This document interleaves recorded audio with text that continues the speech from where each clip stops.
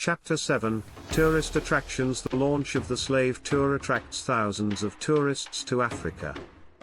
This tour, initiated by the Gambia Tourism Board, will allow tourists to visit dozens of historical sites where slaves were once held. In past centuries, slavery and the trade of enslaved people were widespread across Africa. Many European slave traders kidnapped African citizens, including Gambians, and transported them to Europe and America to work without pay on plantations, where they were often exploited. A significant number of enslaved individuals died during transportation, due to harsh working conditions, or as a result of torture by their oppressors. This chapter in human history is one of its darkest, yet today, even these tragic and painful events have become a means of expanding the tourism industry in Africa. Those involved in African tourism seek to present the sites where slaves were held as historical tourist attractions.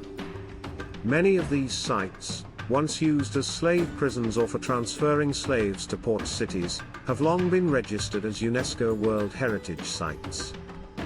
One notable example is the Kunta Kinteh Island prison in the Gambia. The concept for the slave tour was inspired by the famous novel Roots, written by renowned African-American author Alex Haley.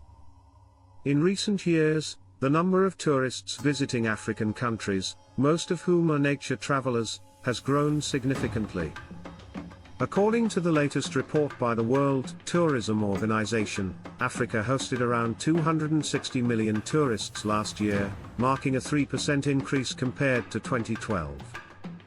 Moreover, each tourist spent about $2,100 per trip to the continent.